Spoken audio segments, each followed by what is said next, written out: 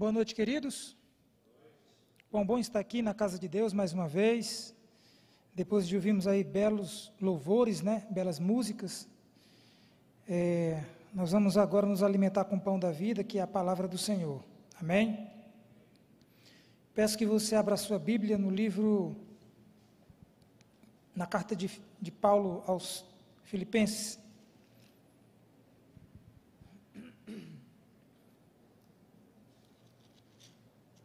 Filipenses capítulo 4,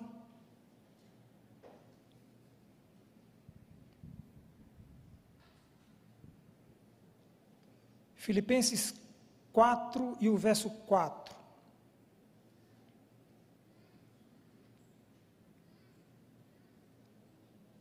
Todos encontraram? Amém? Diz assim: alegrai-vos sempre no Senhor. Outra vez digo, alegrai-vos. Há uma outra versão que diz regozijai-vos, né? Tem alguém com essa versão aqui? Olá, regozijai-vos sempre no Senhor, né? O hino que nós cantamos aqui diz que a vida do cristão é sempre alegre, né? Sempre alegre é o viver do bom cristão. E realmente, o cristão ele tem motivos para viver uma vida alegre, uma vida feliz. Motivos esses que se sobressaem de qualquer adversidade dessa terra. Queridos, quero iniciar a mensagem dessa noite fazendo-lhes uma pergunta. Aliás, uma pergunta pessoal. E eu sei que ninguém gosta de pergunta pessoal. Porque pergunta pessoal, ela invade a nossa privacidade. Pergunta pessoal geralmente nos coloca contra a parede. Então, ninguém gosta de pergunta pessoal, né? Mas eu quero fazer essa pergunta como se nós fôssemos íntimos, amigos íntimos, e em particular. Você é uma pessoa feliz? Você é uma pessoa feliz? Bom, não precisa de pressa para responder, né? Afinal de contas, essa não é uma pergunta tão óbvia, tão clara de se responder, porque a gente entende que a verdadeira felicidade envolve muita coisa, né? Então a gente cria um leque para poder responder essa pergunta.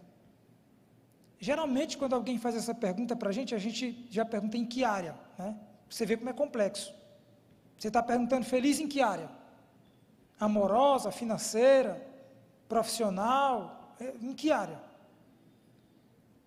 A felicidade aqui, a pergunta aqui é felicidade em termos geral. Em termos geral, você é uma pessoa feliz? Bom, essa altura do campeonato, né? Você já está criando alguns mecanismos de defesa aí na tua mente para responder essa pergunta, ou evitar de responder ela, né? Você deve estar se perguntando, o irmão está me fazendo essa pergunta porque ele não sabe a história da minha vida. Se eu contar a história da minha vida para esse irmão, com certeza, não apenas ele, mas até pedra chora, né? A gente sempre se imagina vítima dessa vida, né? Vítima disso tudo. E você deve se perguntar, mas dá para ser feliz, irmão? Dá para ser feliz diante do que nós estamos vivendo e temos vivido? Principalmente depois de anos caóticos que vivemos aí para trás e entramos em 2020, achando que tínhamos atravessado a pandemia da Covid-19, saiu a vacina e a gente imaginou, está aí, está todo mundo agora salvo, né? E aí começa de novo uma pandemia agora de gripe, né? Influenza, e aí mistura uma coisa com a outra, e aí tem mais variantes, e a gente fica se perguntando, quando nós vamos sair dessa situação? Eu me sinto às vezes, aqui, você que já foi criança, as de hoje não tem a oportunidade de assistir mais não, mas do nosso tempo nós assistimos Caverna do Dragão, né?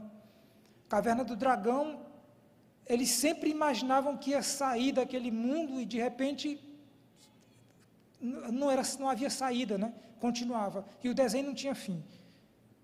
Eu acho que ele terminou sem ter fim, né? Ele terminou sem a gente saber se o povo voltaram para a terra dele ou não. Então, assim, nós estamos na pandemia. Parece que quando a gente sai, aparece uma coisa e atrapalha tudo, né?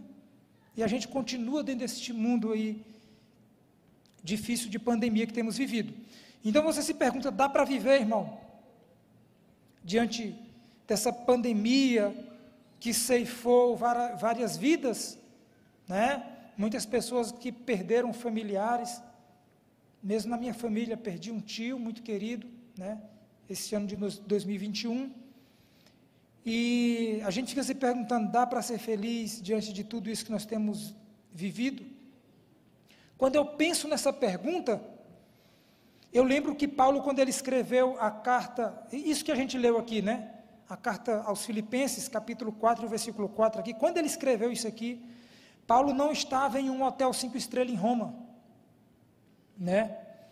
Ele estava preso, algemado, sendo acusado pelos seus irmãos, a quem ele amava, a ponto de dar a própria vida por eles. E mesmo nessas circunstâncias, o apóstolo Paulo escreveu, alegrai-vos sempre no Senhor. Outra vez digo, aí ele repete, alegrai-vos, né? Ensinando-nos aqui, irmãos, 3 coisas. Primeira, a alegria aqui, no que nós lemos, não é um substantivo, né? A alegria aqui é um verbo, e um verbo imperativo, alegrai-vos, é uma ordem, né? Ou seja, não ser uma pessoa alegre é um pecado de desobediência a uma ordem expressa de Deus. Isso porque o evangelho que nos salvou é boa nova de grande alegria. O reino de Deus que está em nós é alegria no Espírito Santo. O fruto do Espírito é alegria, e a ordem de Deus é alegrai-vos.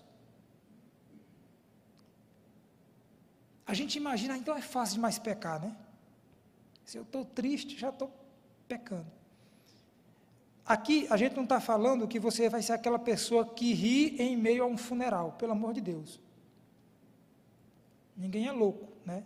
A Bíblia diz, alegrai com os que se alegram e chorai, né, com os que choram.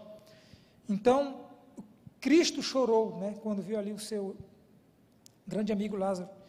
Mas o que a gente está falando aqui sobre se alegre, não é o fato de você não ter um momento, né, vamos dizer assim, um momento de luto, um momento em que você se preocupa, mas quando a gente diz ser alguém alegre, é no termo geral. Ser alegre é uma coisa, né? Ou estar triste é uma coisa, agora ser alguém triste é outra. É diferente, né? Muito bem. Agora, Paulo ele diz o seguinte, alegrai-vos quando as coisas estão indo bem, é isso que ele está dizendo aí?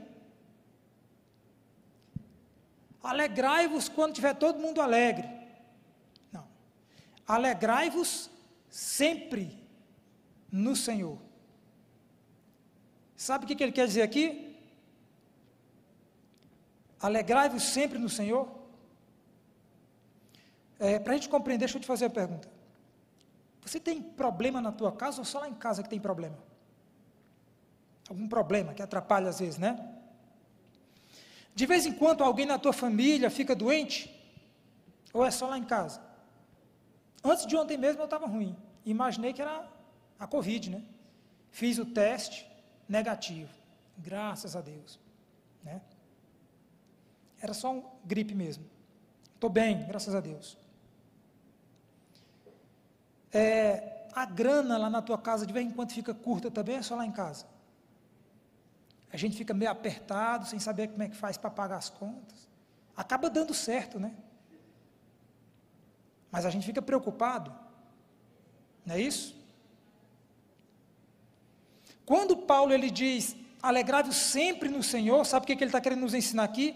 Que a alegria do cristão, além dela ser imperativa, ela é ultra circunstancial, ou seja, ela não depende de circunstância. Ultra circunstancial. Alegrai-vos sempre no Senhor. Irmão, mas você acabou de dizer que no momento que está triste pode se entristecer, sim. Só que a alegria que tem plantada dentro do cristão é maior do que a tristeza, ela se sobressai, entende? A gente se entristece, mas não se desespera.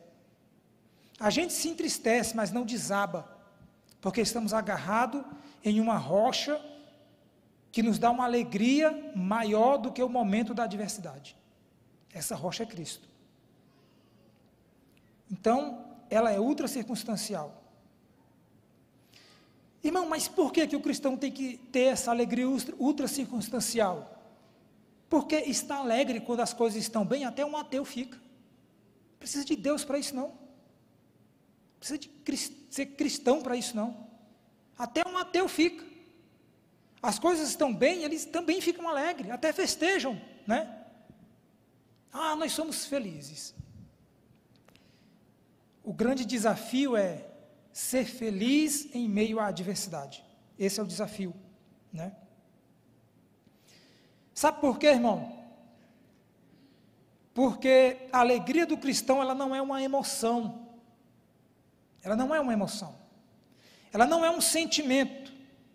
A alegria do cristão, ela tem nome. A alegria do cristão é Jesus. A alegria do cristão é Jesus.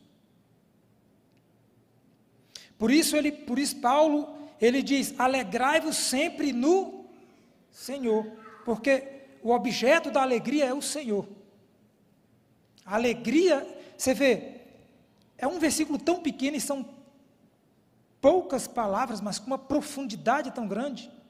Alegrai-vos é uma ordem, sempre ultra circunstancial, no Senhor é cristocêntrica. Você percebeu a profundidade teológica que tem esse versículo? Alegria ultra circunstancial no Senhor, resumindo, né? Então, Paulo, ele deixa isso claro aqui para nós, né? A alegria do cristão é imperativa, ultra circunstancial e cristocêntrica. Se você tem Jesus, você é uma pessoa feliz. Se você não tem Jesus, você pode ter momentos felizes, mas você não é uma pessoa feliz.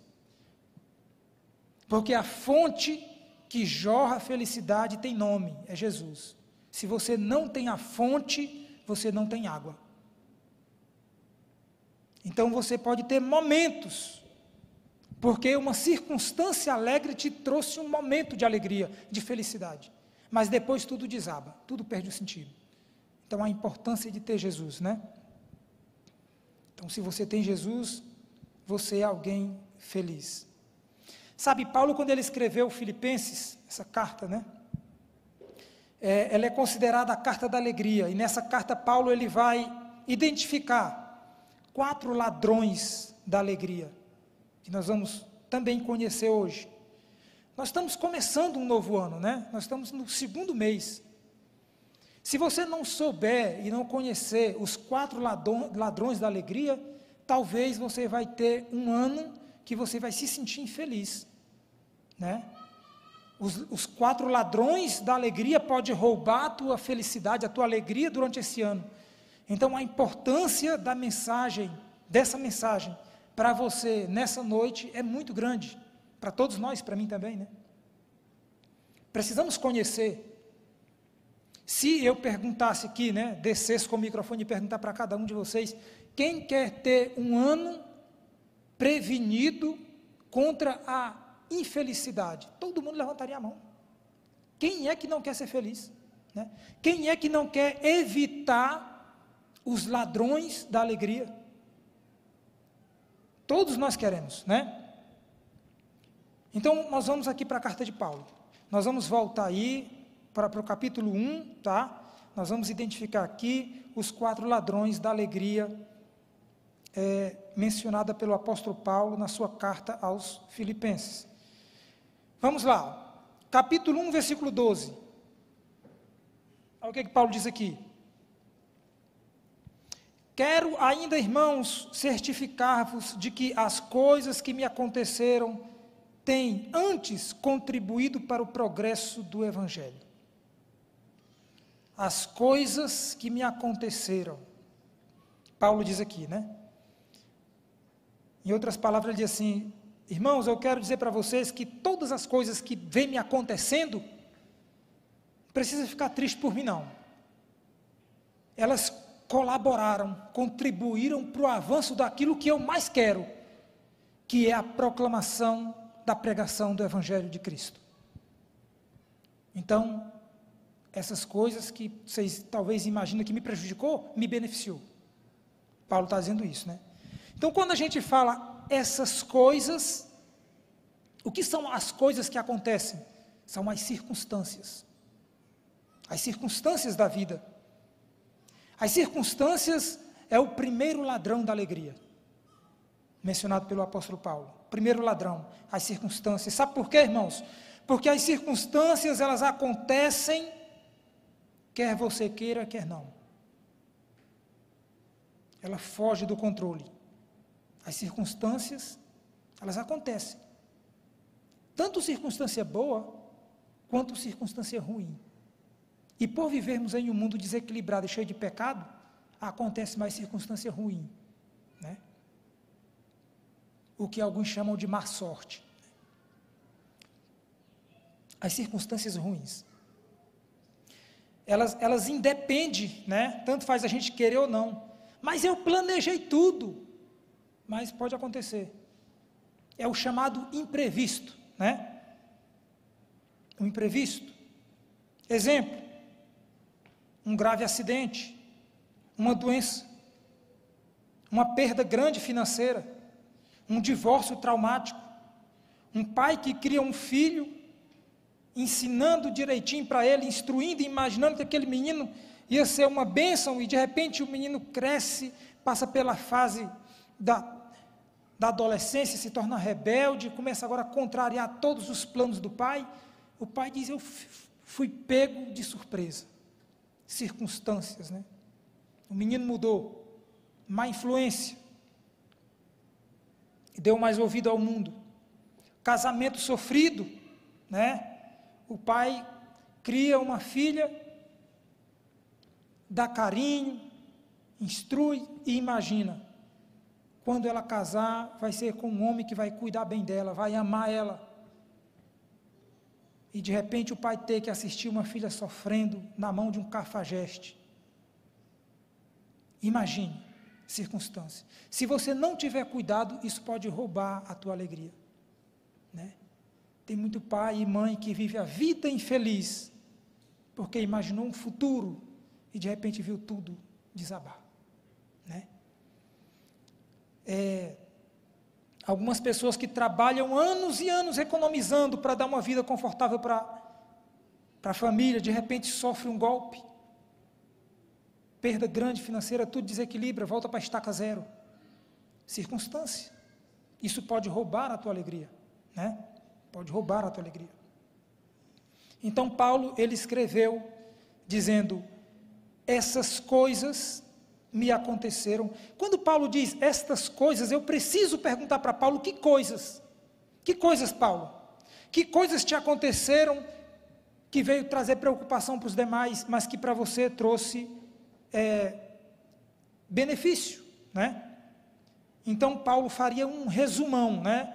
Ele diria: eu fui perseguido em Damasco, eu fui rejeitado em Jerusalém, eu fui esquecido em Tarso, fui apedrejado em Listra, eu fui açoitado em Filipos, eu fui escorraçado em Tessalônica, eu fui enxotado em Bereia, fui chamado de tagarela em Atenas, chamado de impostor em Corintos, eu enfrentei feras em Éfeso, fui preso em Jerusalém, acusado em Cesareia Marítima, eu enfrentei um naufrágio indo para Roma, fui picado por uma cobra em Malta, eu cheguei em Roma, fui preso e algemado, mas eu quero que vocês saibam que essas coisas, elas não roubaram a minha alegria e a minha felicidade, antes elas colaboraram, elas contribuíram para o avanço da pregação do Evangelho do Reino de Deus. Sabe, queridos, esse homem, ele não crê em acaso, este homem, ele não crê em sorte, este homem não crê em azar. Este homem, ele acredita que a mão de Deus dirige o seu destino. Então ele não está preso às circunstâncias, sejam elas boas ou más. Paulo, ele nos dá aqui uma grande lição. Onde está o objeto da alegria de Paulo? Tem um texto que eu não coloquei nesse sermão, mas ele não foge da minha mente. É um dos meus textos prediletos da Bíblia, Atos 20, 24, ainda do apóstolo Paulo. Ele diz que ele não valoriza a própria vida dele, mais do que a missão que foi confiada a ele, que é a proclamação do Evangelho de Deus a todos os povos. Então você percebe por que as circunstâncias não roubaram a alegria de Paulo. Por quê? Porque a alegria da vida dele não era a vida dele. A alegria da vida dele era cumprir a missão que foi confiada a ele. Então, quando ele viu que todas as circunstâncias colaboraram para o avanço, ele falou assim: essas circunstâncias que entristeceram vocês, me trouxeram alegria, porque eu estou percebendo que o alvo está sendo alcançado. Esse é o grande apóstolo Paulo. Paulo, ele estava preso, como todos nós sabemos, né? E porque ele estava preso, toda a guarda pretoriana foi evangelizada. E a igreja ela foi encorajada a pregar a mensagem. Quer ver, dá uma olhada ainda em Filipenses 1, nós lemos o 12, agora nós vamos ler o 13 e o 14, olha o que diz aí, 13 e 14. De maneira que as minhas cadeias em Cristo se tornaram conhecidas de toda a guarda pretoriana e de todos os demais. E a maioria dos irmãos, estimulados no Senhor por minhas algemas, ousam falar com mais desassombro a palavra de Deus. Então Paulo, enquanto a coisa estava ficando difícil para ele, ele percebeu que ele estava tendo acesso a um grupo que era inacessível, né? Que era ali a guarda pretoriana, né? Ele teve acesso a estes homens, ele ensinou a palavra a estes homens, e ele percebeu que a igreja começou agora a ser ousada na pregação do Evangelho. Paulo disse, então, não se entristeça não, o que essas coisas aí estão trazendo é benefício, né? Então, para você ver, Paulo ele era um cidadão romano, como todos nós sabemos, então, ele estava sob a égide do imperador Nero.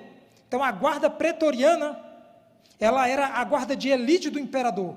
Eram 16 mil soldados de escolta, homens que trafegavam ali nos corredores do palácio, tinha grande influência no império, mas que quase ninguém tinha acesso a estes homens para conversar, não tinha, né?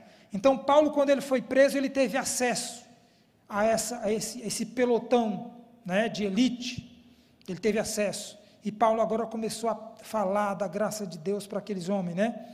Se Paulo tivesse ficado solto também, irmãos, ele nunca tinha conseguido falar de Jesus para aqueles homens. Então Deus colocou ali na cadeia o maior missionário de todos os tempos, e diante dele, a sua plateia. Então a cadeia, a prisão para Paulo, foi um grande benefício. Ele nunca ia ter a oportunidade de ter uma plateia tão de difícil acesso, como a guarda pretoriana do império. Quando ele foi preso, ele teve acesso a estes homens. Então, Paulo começou a pregar para aqueles homens. Em 2 anos, toda a guarda pretoriana estava evangelizada. Em 2 anos. Né?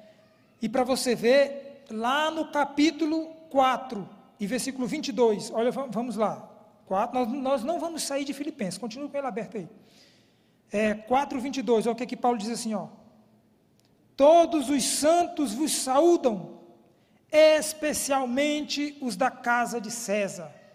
Quem são os da casa de César? A guarda pretoriana, agora fazia parte do grupo dos santos, conheciam o mesmo evangelho, entende? Paulo termina a carta dele, aqui é o penúltimo versículo. O último versículo ele assina a carta, né? Que é a sua saudação, a graça do Senhor Jesus seja com todos. Mas o penúltimo versículo, ele dá aqui uma saudação, não apenas para os de fora, mas para os da casa de César. Os homens que eram inacessíveis, agora estavam todos evangelizados. Grande missionário apóstolo Paulo. Muito bem. Porque Paulo estava preso, também ele não podia viajar, então, por não poder viajar, ele começou a escrever as cartas da primeira prisão. Efésios, Filipenses, Colossenses e Filemão. Se esse homem não tivesse ficado preso, talvez não teríamos esse grande tesouro em nossas mãos. Então, as circunstâncias colaboraram para o bem. Em outras palavras, querido, não se desespere pelas circunstâncias que você está enfrentando. Deus permite que aconteça, mas Ele usa essas provas para te moldar, amadurecer e fortalecer a tua fé. Vamos para o segundo ladrão da alegria? Vamos lá, ainda em Filipenses, não vamos sair daqui, capítulo 2, versículo 3 e 5. Filipenses, capítulo 2, 3 e 5, diz assim: nada façais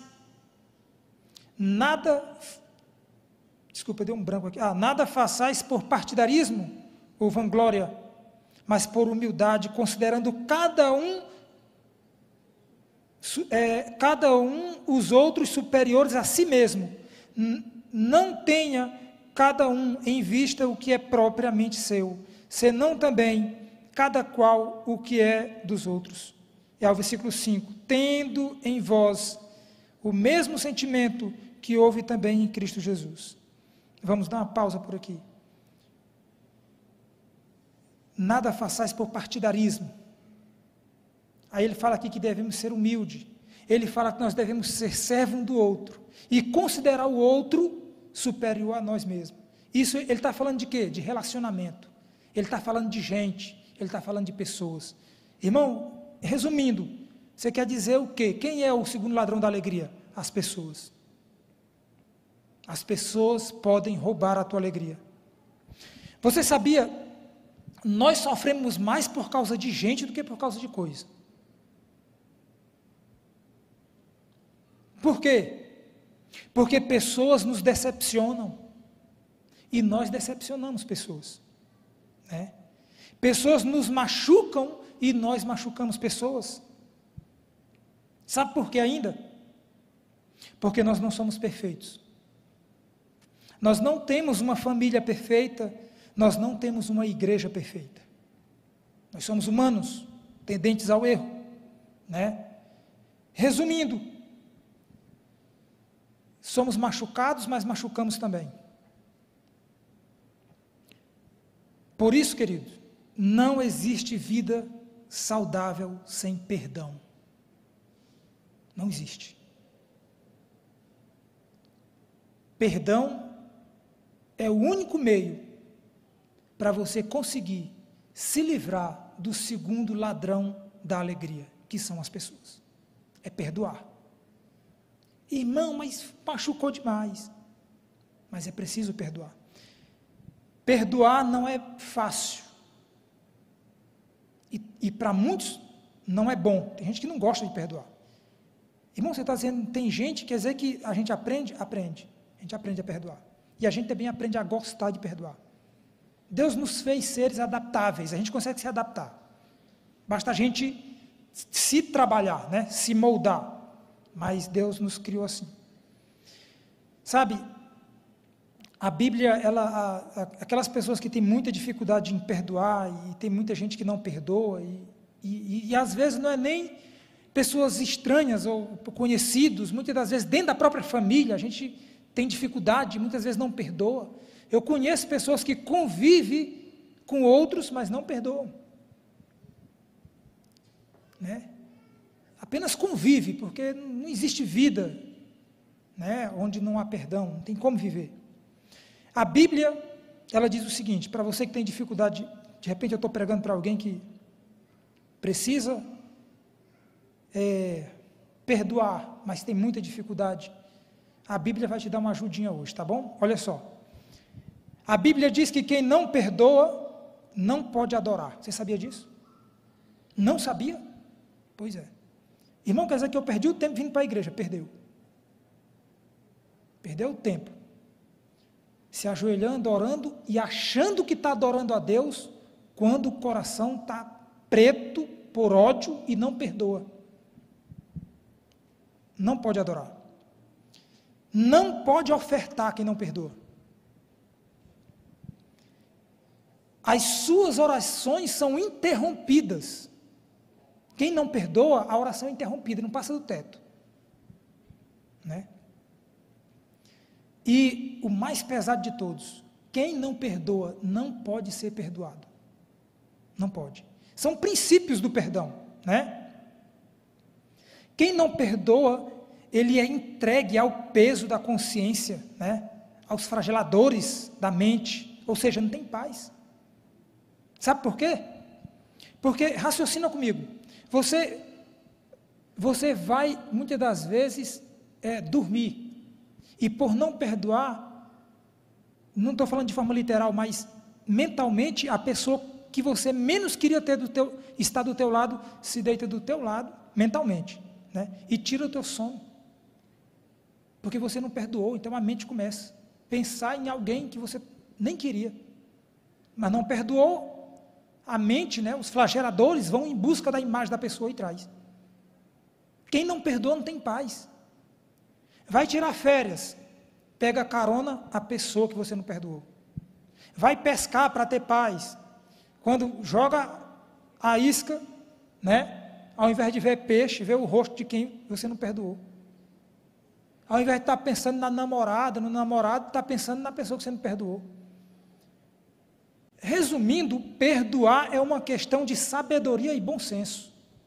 Quem perdoa, pensa mais em si mesmo que no outro, porque quer ter paz. Entende? Mas tem que ser o perdão genuíno, não é perdoar só para dizer, vou perdoar só para poder me ver livre, não. Perdoar é lembrar sem sentir dor. Perdoar é isso. Você lembra que a pessoa te ofendeu, você lembra. Você não tem amnésia, não pegou uma pancada na cabeça, né? Talvez até tenha pegado na briga, mas você, quando perdoa, não dói mais. Você lembra, mas não sente mais dor. Irmão, mas esse negócio de esquecer o que a pessoa fez, isso aí, a Bíblia diz que Deus, ele pega os nossos pecados, lança nas profundezas do mar e dele não se lembra. Eu pergunto, Deus não se lembra porque tem amnésia nesse momento, é isso? Não. Ele é o alfa e o ômega, o princípio e o fim.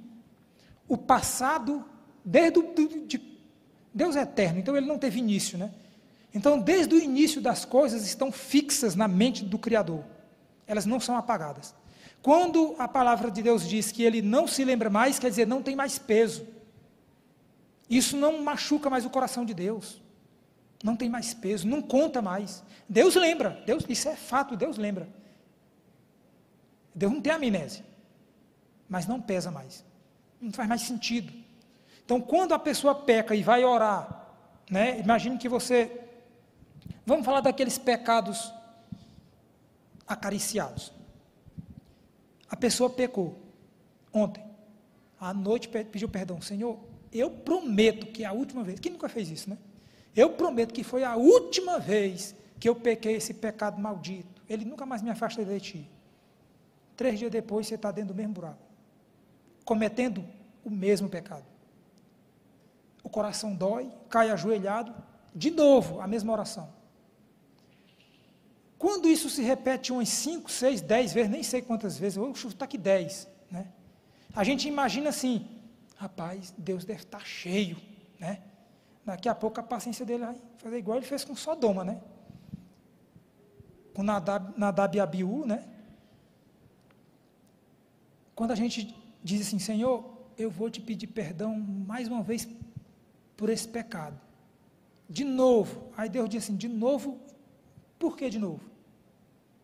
Porque eu caí de novo. Eu disse, não, para mim você está caindo a primeira vez. Não, Senhor, eu não cometi, mas você não pediu perdão? Está apagado, meu filho. Está esquecido, não tem mais peso. Não é 10 vezes, não é 5 vezes. Você está pecando a primeira vez. Os demais, está apagado, está perdoado. Está lançado na profundeza do mar. Não lembro mais deles. Para mim, essa é a primeira vez que você está pecando. Isso é perdão. Isso é perdão. Agora veja. Como falei, perdoar não é fácil, mas é necessário. Perdão, ele cura, perdão restaura. O perdão, ele é a asepsia da alma, é a faxina da mente, é a alforria do coração, né? Perdoar é lembrar sem sentir dor. Sabe, irmãos, eu só entendi perdão quando eu compreendi a parábola do cobrador incompassivo contado por Cristo. Vocês conhecem ela, né? Eu não vou ler ela, o tempo já está correndo aqui igual. Eu não vou ler ela, mas eu vou contar de forma resumida. A parábola do cobrador incompassivo. O rei, ele tinha um servo que lhe devia 10.000 talentos. Esse servo não tinha como pagar, ele vendeu seus filhos. Então ele correu ao rei e pediu misericórdia. E o rei lhe perdoou a dívida. Isso é uma parábola contada por Jesus, né? Ele não tinha como pagar. O rei então perdoou. Mas na frente, esse mesmo servo que foi perdoado 10.000 talentos, tinha um conservo que lhe devia 100 denários. Lhe devia 100 denários. Sabe o que esse conservo fez? Ao invés dele seguir o exemplo do rei que lhe perdoou, ele não perdoou seu conservo. E ele disse que ele ia ter que trabalhar e pagar. A história diz que, a parábola continua dizendo que, rapidão, a fofoca, a rádio peão da região, soube da conversa, correu lá no rei e falou: olha, tu lembra daquele servo que tu perdoou 10.000 talentos? Lembro. Ele não perdoou 100 denários do conservo dele. O rei ficou irado e mandou chamar ele. Quando ele chegou ali, ele falou assim: servo malvado. Se fosse na minha terra, chamar de infeliz, né? Seu infeliz. Eu te perdoei 10.000 talentos. Tu não teve coragem de perdoar 100 denários do teu conservo? Por muito bem, tu agora vai ter que pagar aquilo que eu te perdoei, vai pagar, vai trabalhar e vai pagar, né? Porque você não foi capaz de perdoar algo menor. Foi perdoado maior, não foi capaz de perdoar, vai trabalhar para poder pagar, né? E aí Jesus, quando ele conta essa parábola, ele faz uma aplicação. Sabe qual é a aplicação que Jesus faz? Ele diz assim: olha, nem Deus também pode perdoar aquele que não perdoa o seu próximo. Daí eu percebo e entendo que o perdão de Deus, ele é circunstancial, né? Ele depende da minha possibilidade de perdoar também. Se você for analisar, seria injusto Deus perdoar alguém que não perdoa. Deus, ele é justo juiz. Como é que Deus daria algo para alguém que esse alguém não dá para outro? Deus seria injusto. Deus, ele não pactua com a injustiça. Então, por ser justo e ser bondoso, ele trata todos de igual modo. Se você não pôde abençoar o outro sendo abençoado, você também não será abençoado. Porque eu sou justo juiz. Então, você percebe que o que eu falei agora há pouco, aqui acima, né? Que quem não perdoa não pode ser perdoado. Quem falou não foi o Adão aqui. Jesus falou. Quem não perdoa não pode ser perdoado. As suas orações são interrompidas, né? Ele não pode adorar. Mas bem, a parábola ela termina e eu fiquei sem entender quase nada ainda, né? Sabe por quê? Porque, primeiro, eu não sei quanto vale 10.000 talentos, nem 100 denários. Jesus está usando uma moeda que não é a minha. Se ele estivesse usando 100 reais, 10 reais, eu entenderia, mas ele está usando denários, talentos, eu não sei o valor disso. Aí complicou para mim, né? Na verdade, Jesus, ele não contou uma parábola. Na verdade, essa parábola, que está lá escrito parábola, mas na verdade, trata-se de uma hipérbole. É um exagero, né? É um exagero. Sabe por quê? Ninguém no primeiro século poderia dever 10.000 talentos. Ninguém. Sabe por quê? Sabe qual o valor de um talento? Um talento equivale a 35 quilos de ouro. Um talento. Ou seja, vamos fazer as contas. 10.000 talentos equivale a 350.000 quilos de ouro. Ninguém no primeiro século teria como dever tudo isso. Ninguém. Só para você ter uma ideia, juntando os impostos de Samaria, Galiléia, Judéia e Pérea, durante 1 ano, os impostos só davam 800 talentos. Como é que uma pessoa poderia dever 10 mil talentos? Ou seja, a dívida ela era impagável. Mas por que Jesus ele usa uma história tão exagerada? Né? Uma cifra tão exagerada? Sabe por quê? Porque Jesus usou o símbolo da minha e da tua dívida para com Deus. É uma dívida impagável. E mesmo assim ele perdoa. Perdoa a dívida. Fica como paga. Mesmo não tendo condições nenhuma para pagar, ele perdoa.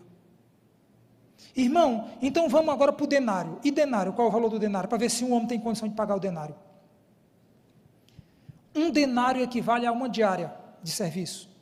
Então, 100 denário, que era o que devia o conservo do servo, equivalia a 3 meses e 10 dias de trabalho. 3 salários e 10 dias. Aquele homem foi perdoado de uma dívida impagável, mas não foi capaz de perdoar uma dívida que poderia ser paga. Poderia ser perdoada porque era pequena, né? Ele não teria grande prejuízo.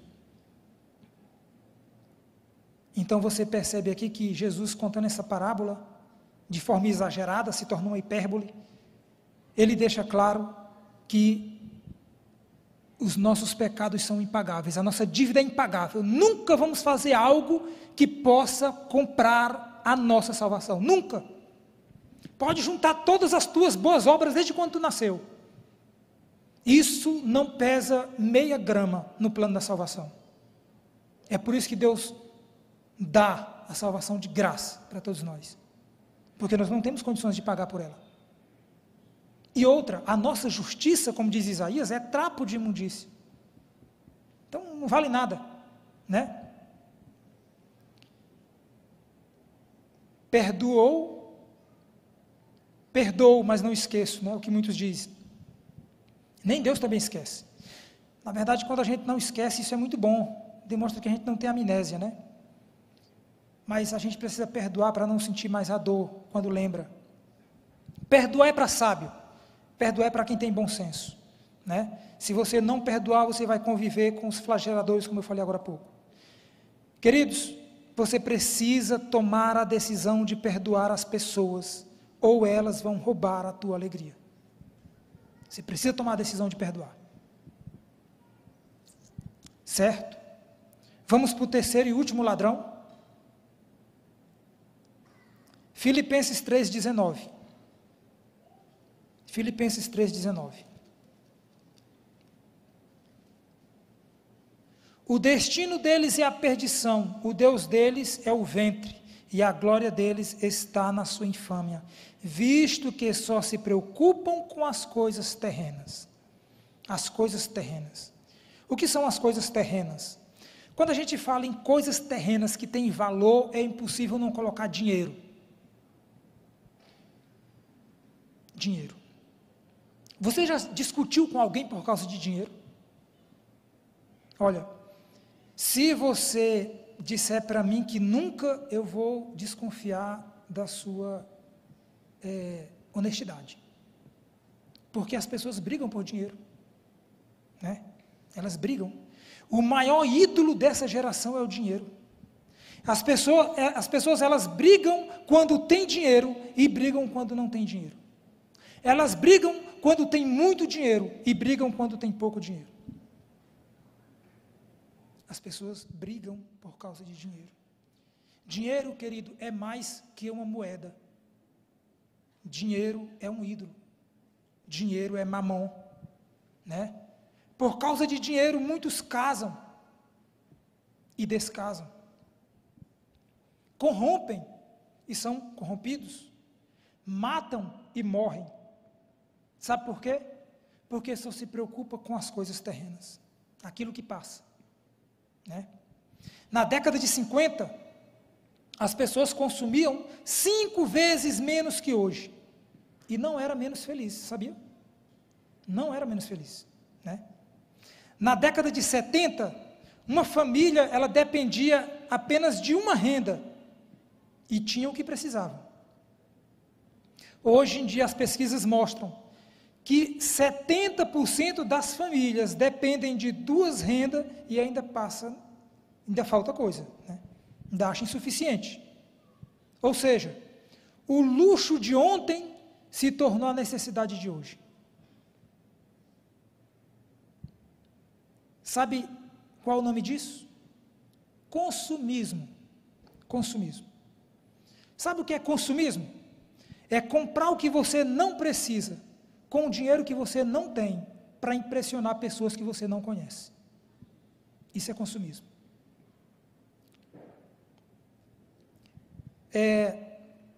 Um americano chamado John Rockefeller, ele foi o primeiro bilionário do mundo.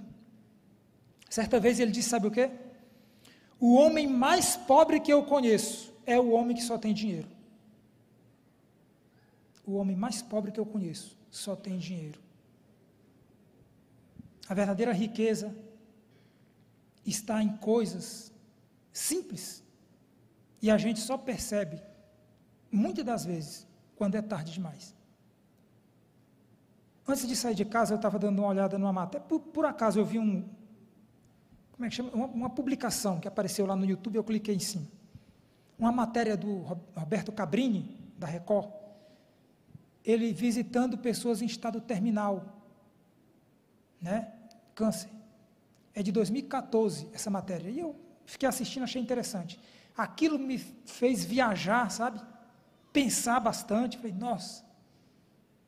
Eu lembrei do que Salomão escreveu em Eclesiastes: é melhor ir numa casa de luto que numa casa de festa. Porque na casa de luto você sabe que um dia tua vez vai chegar, né? E a gente começa a pesar e pensar o que tem realmente valor.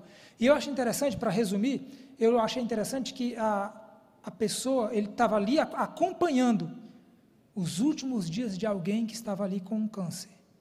E quando conversava com aquela pessoa, ela começava a falar do que realmente é riqueza para ela. E em nenhum momento ela falou de dinheiro. Ela falou de coisas que, sem estar no leito, nós não falaríamos. Nós dizíamos, não, isso aí não, isso é bom, mas é comum. Coisa simples.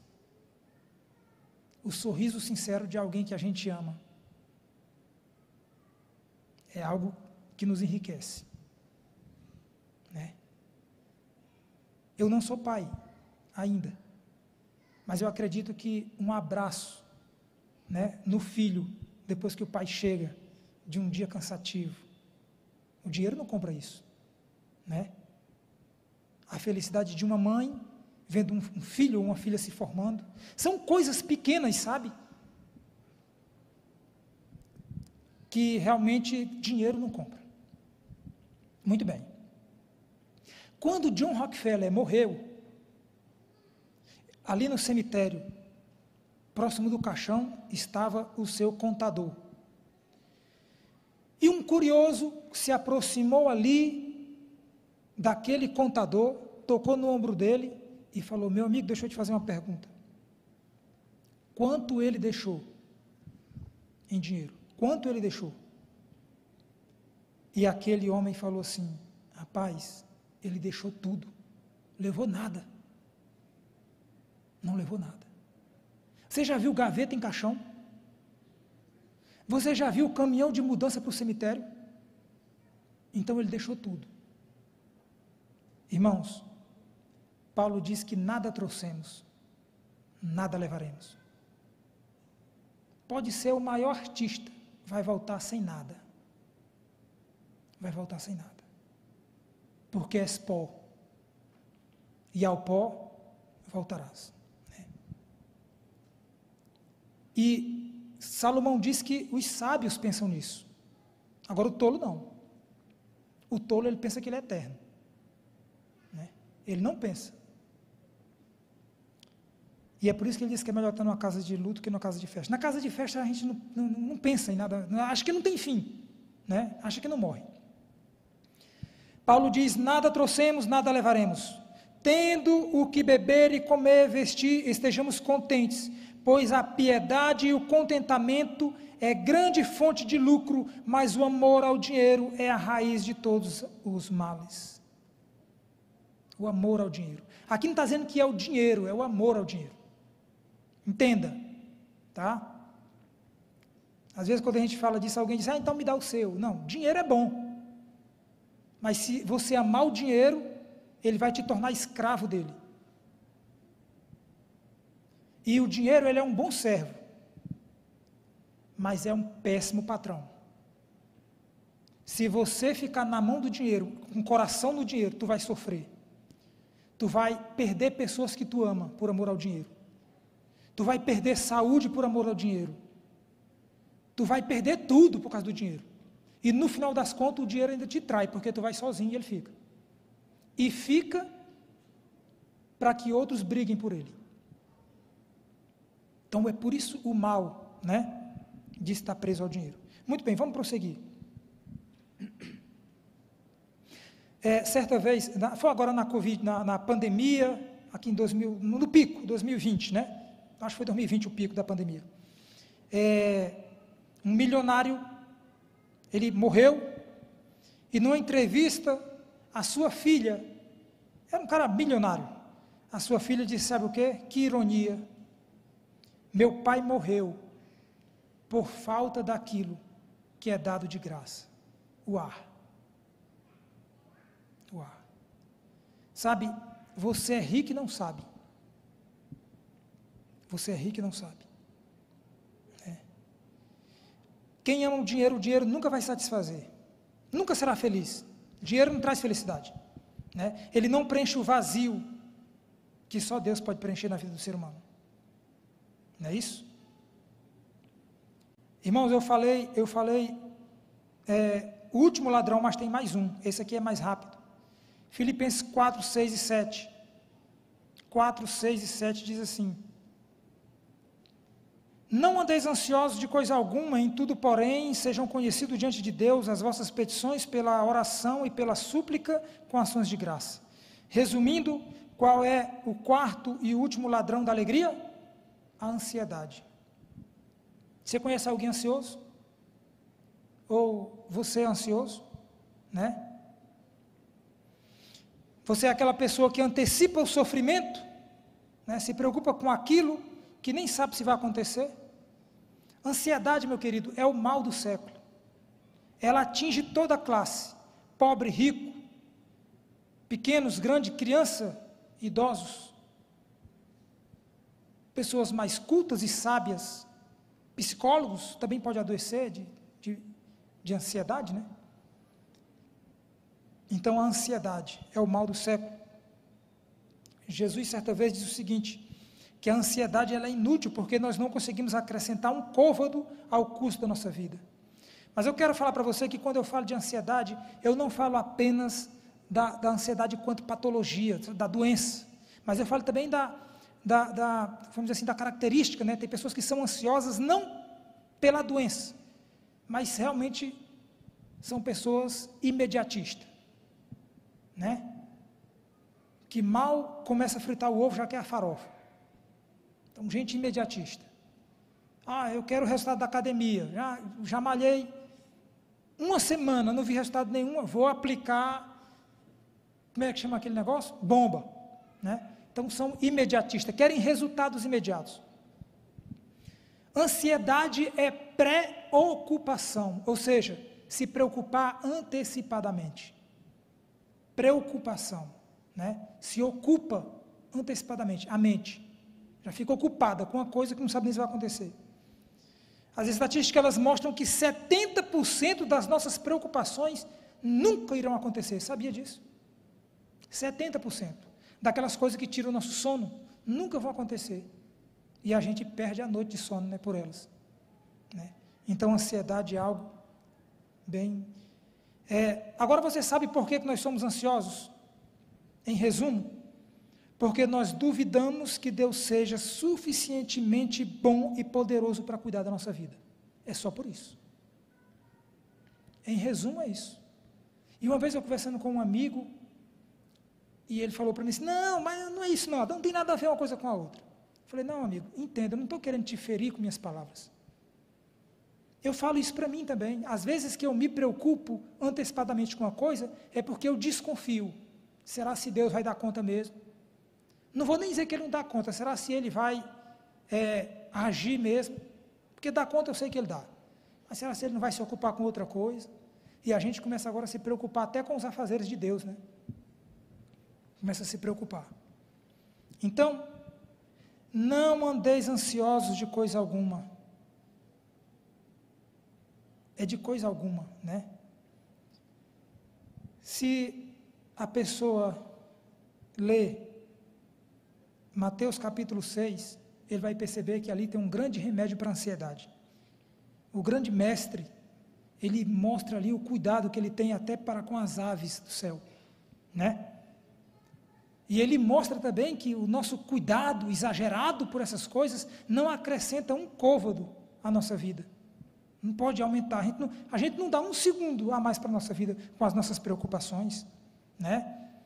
Então entenda, aquele que mede as águas do oceano na concha da sua mão, aquele que mede o pó das montanhas em balança de precisão, que mede o universo a palmos, aquele que espalha as estrelas no firmamento, aquele que dá conta e mantém cada batida do teu coração, e cada vez que tu respira, puxando o ar e expelindo, Ele é poderoso e suficiente para cuidar da nossa vida. Amém?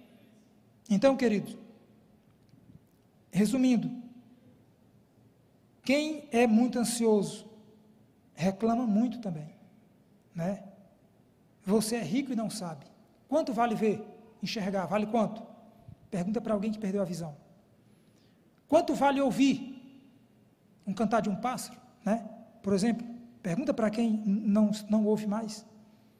Quanto vale raciocinar e ter uma mente perfeita? Pergunta para alguém que está atravessando um problema mental. Respirar gratuitamente, né? Então pare de reclamar, pare de murmurar, perceba o cuidado de Deus e seja feliz e grato. Amém? Então nós vamos terminar a mensagem dessa noite. E eu quero terminar essa mensagem fazendo uma pergunta para vocês. Aliás, uma pergunta pessoal. Mas eu sei que ninguém gosta de pergunta pessoal. Porque pergunta pessoal nos coloca contra a parede e invade a nossa privacidade. Mas eu quero fazer essa pergunta como se fôssemos amigos íntimos.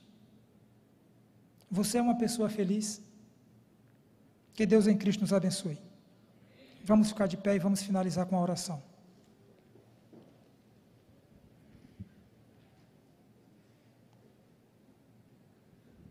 Oremos. Querido Deus, nosso Pai, Pai bondoso que habita nos mais altos céus, nós somos gratos a Ti, Senhor, porque mais uma vez nos alimentamos com o pão da vida, que é a Tua palavra. Uma mensagem, Senhor, que eu oro a Deus, com que ela faça alguma diferença na vida dessas pessoas.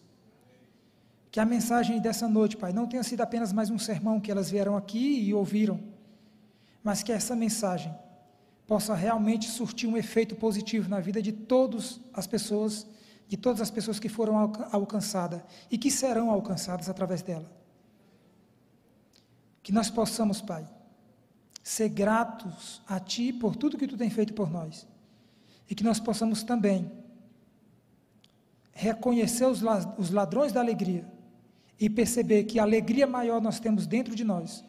As circunstâncias dessa vida não são suficientes para arrancar a alegria plantada pelo Teu reino no coração de cada salvo.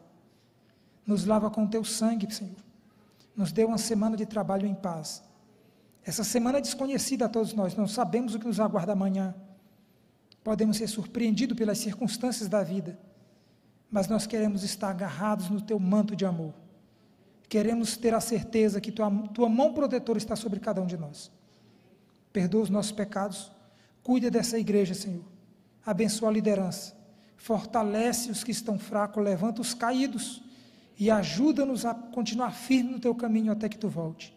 Em nome de Jesus é que te oramos. Amém, Senhor.